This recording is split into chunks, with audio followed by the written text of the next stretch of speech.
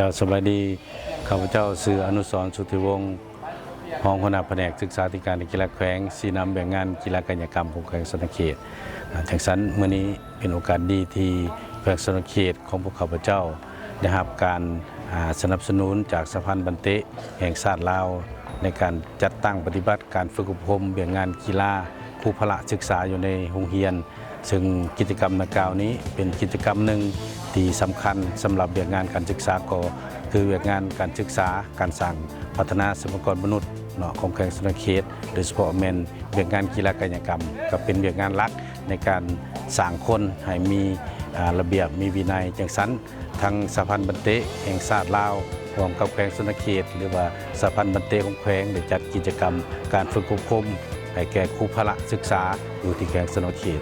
ซึ่งการจัดการฝึกอบรมในครั้งนี้พวกเขาใช้เวลาอยู่3วันในการจัดฝึกอบรมรวมทั้งการจัดตั้งปฏิบัติเรื่องงานกิจกรรมตัวจริงร่วมกับครูฝึกและก็ร่วมกับนักกีฬาจุดประสงค์หลักในการฝึกอบรมในครั้งนี้เพื่อสร้างความเข้มแข็งให้แก่ครูพละศึกษาของแขวงสนเขตซึ่งมีผู้เข้าร่วมอยู่ใน14 เมืองและนครนอกจากนั้นพวกเขายังมีอยู่ในโรงเรียนมัธยมอ้อมข้างแขวงสนเขตโดยเฉพาะมัธยมตอนต้นและมัธยมตอนปลายรวมทั้งหมดอยู่16 แห่งเข้าร่วมแต่ว่าทั้งหมดมีอยู่36ภาคส่วนเข้าร่วมอันนี้แสดงให้เห็นว่าเรื่องงานกีฬากายกรรมโดยเฉพาะเรื่องงานกีฬาบันเตะนี้สะพานบันเตะของแห่งชาติลาวก็ได้เอาใจใส่ในการสร้างนักกีฬารุ่นสืบทอดให้แก่หลายๆแขวงซึ่งแขวงสนเขตก็เป็นแขวงหนึ่งที่นอนอยู่ใน5-6 แขวงที่ทางสะพานบันเตะได้จัดตั้งปฏิบัติผ่านมาแล้วอย่างนั้นข้าพเจ้าตั้งหน้าทางแผนกศึกษาธิการและกีฬาแขวงและสะพานบันเตะของแขวงจะนำเอากิจกรรมดีๆดังกล่าวนี้ไปสืบทอดพันธุ์ขยายอยู่ในขันโรงเรียนเพื่อเฮ็ดให้มีนักกีฬารุ่นสืบทอดอีกทีนึงข้าพเจ้ากับบุญมีหยังขออุปสัยอันประเสริฐมายังสะพานบันเตะที่ได้นำเอากิจกรรมดังกล่าวมาจัดตั้งปฏิบัติอยู่แขวงสนเขตข้าพเจ้าหวังว่าอนาคตในต่อหน้าข้าพเจ้ายังจะได้รับการสนับสนุนเรื่องงานดังกล่าวตื่มอีกและเสนอมายังประธานสะพานบันเตะข้าพเจ้าก็มีความสนใจโดยเฉพาะประธานสะพานและแผนกศึกษาแขวงนี้เกี่ยวกับโครงการขยายจำปีจำปานี้มาแขวงสนเขตสบายดีข้าพเจ้าสุธนีลุนศิริผู้รับผิดชอบโครงการบันเตะในโรงเรียนหรือว่าฟีฟ่าฟุตบอลฟอร์สคูลสำหรับโครงการนี้พวกเราได้ริเริ่มตั้งแต่ปี 2023อยู่ที่นครหลวงเวียงจันทร์หลังจากนั้นพวกเราก็ได้ขยายออกมาส่วนว่าแขวงสวรรณเขตนี้จะเป็นแขวงที่5ที่พวกเราขยายออกมาจุดประสงค์สำหรับโครงการนี้นั่นก็คือการพัฒนาบรรดาครูฝึกหรือว่า PE ครูพละศึกษาประจำอยู่แต่ละโรงเรียนได้รู้จักการนำใช้แอป FIFA Football for School ในการซิดสอนนักเรียนซึ่งว่าแอปนั้นจะมีรายละเอียดทุกอย่างในการสอนขั้นตอนต่างๆแล้วก็เพื่อลักๆก็คือเพื่อพัฒนาเยาวชนเด็กน้อยให้ห่างไกลจากยาเสพติดหันมาเล่นกีฬาเพื่อเป็นนักกีฬาพรสวรรค์ในอนาคต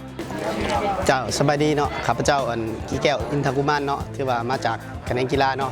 ที่ว่าข้าพเจ้าก็ผ่านการฝึกอบรมผู้ฝึกพื้นฐานสำหรับการชิดซ้อนในโรงเรียนคือว่าก่อนการฝึกก็ยังบ่มีความเข้าใจละเอียดเท่าเกี่ยวกับการฝึกแอบต่างๆที่ในบันเตะแต่ว่าหลังจากได้โครงการของฟีฟ่าสำหรับในโรงเรียนนี้ข้าพเจ้าก็รู้สึกได้ว่า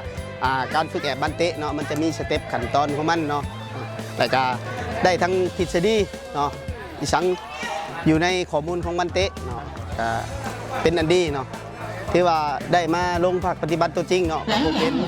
ความยุ่งยากหลายอันแล้วก็ผมเป็นความสะดวกที่ว่าเป็นบทเรียนที่ดีแต่จะนำไปฝึกแอบให้น้องนุ่งอยู่ในโรงเรียนให้ได้รับผลดีที่สุดจะนำเอาบทเรียนที่ฝึกอบรมในครั้งนี้ไปพันขยายต่อให้ทั้งน้องๆนักเรียนถือว่าเพื่อนร่วมงานนำกันเพื่อไปสอนต่อให้ผู้ที่มีความมักในวงการกีฬาวงการบันเตะสวัสดีข้าพเจ้าเองสื่ออาจารย์เมกีฬาสวงมาจากภาคส่วนโรงเรียนมต้นพระสว่างใต้เป็นอาจารย์สอนผ่านการฝึกอบรมของการเอากีฬาบันเตะอยู่ในโรงเรียนนี้ใน3 วันนี้ถือว่าได้ทักษะพื้นฐานหลายอย่างที่ทางสหพันธ์บันเตะเพิ่นลงมา